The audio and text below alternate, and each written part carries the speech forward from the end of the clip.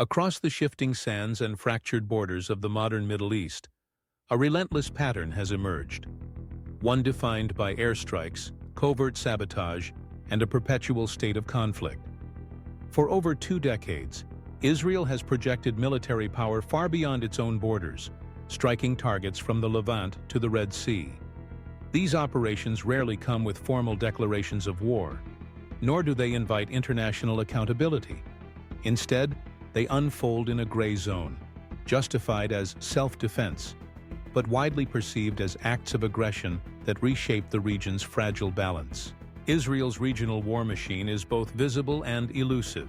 In Syria, repeated bombings have targeted not only Iranian-linked militias, but also airports and, at times, civilian infrastructure. These strikes are often justified by claims of preempting weapons transfers to Hezbollah. Yet the reality on the ground is more complex. Civilian casualties and the destruction of critical infrastructure have drawn condemnation from Syrians and human rights observers alike, but little changes. In Lebanon, the pattern repeats, with drone incursions and airstrikes focused on Hezbollah, whose own arsenal and tactics have evolved in response. The border between Israel and Lebanon remains one of the world's most volatile fault lines, with each new strike threatening to spiral into broader conflict. Perhaps most striking are Israel's actions against Iran. These range from high-profile cyber attacks, like the infamous Stuxnet worm that crippled Iranian nuclear centrifuges, to the assassinations of nuclear scientists and sabotage of key facilities. In June 2025, Israel unleashed Operation Rising Lion, a series of precision strikes against Iran's nuclear infrastructure and military sites. The message was clear. Israel would not tolerate a nuclear-armed Iran, and it would act unilaterally if necessary. Yet behind the headlines, these operations are not the work of Israel alone. Often they are co-authored in the shadows with the United States, melding Israeli audacity with American intelligence and cyber capabilities.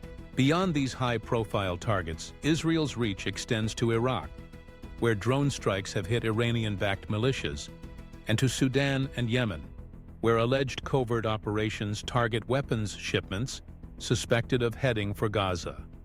In May 2025, Israel conducted airstrikes on Houthi-controlled infrastructure in Yemen, including Sana'a International Airport, in retaliation for Houthi missile attacks on Israeli territory. These transnational campaigns, sometimes publicly claimed and sometimes denied, follow a consistent logic.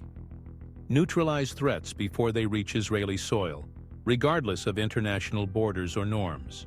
But how does Israel sustain such an aggressive, far-reaching military posture?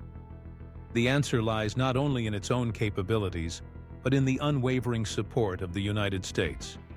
Each year, America provides Israel with $3.8 billion in military aid, an extraordinary sum, unmatched by any other bilateral relationship. This funding pipeline is largely unconditional and seldom subjected to meaningful oversight. It enables Israel to acquire cutting-edge weaponry, from F-35 stealth fighters to precision-guided missiles, and to maintain an air force that dominates regional skies. This isn't just about hardware. The United States supplies real-time satellite intelligence, shares electronic surveillance data, and provides logistical support that underpins nearly every major Israeli operation. American-made jets and munitions are the tools of choice for cross-border strikes, while U.S. intelligence tips often trigger the raids themselves. In effect, American taxpayers are underwriting a vast array of military actions that might otherwise be constrained by financial or technological limitations. The support doesn't stop at material aid. In the halls of the United Nations, the United States serves as Israel's diplomatic shield. Time and again, Washington has wielded its veto power in the Security Council to block resolutions critical of Israeli actions. From allegations of war crimes in Gaza to calls for independent investigations into extrajudicial killings in Iran. No other U.S. ally enjoys this level of diplomatic immunity. Where other nations might face sanctions or censure, Israel proceeds with the confidence that America will deflect the worst of the world's outrage. Intelligence cooperation between the two countries runs deep. The infamous Stuxnet cyber attack, which set back Iran's nuclear program by years, was a joint U.S.-Israeli project. The CIA and Mossad collaborate on sabotage missions and targeted assassinations, blurring the line between American interests and Israeli operations. Israeli airstrikes in Syria and Iraq are often coordinated with U.S. intelligence officers, ensuring the operations serve mutual objectives, namely containing Iran and its regional proxies without risking direct American military involvement. Why does this partnership endure, and who benefits most? For the United States, Israel is a proxy enforcer in a region that Washington seeks to dominate both economically and strategically. By arming and greenlighting Israeli operations, America can destabilize rival powers such as Iran, Syria, and Hezbollah without putting its own troops in harm's way. This arrangement feeds the U.S. military-industrial complex, with much of the aid to Israel flowing directly back into the coffers of American defense contractors.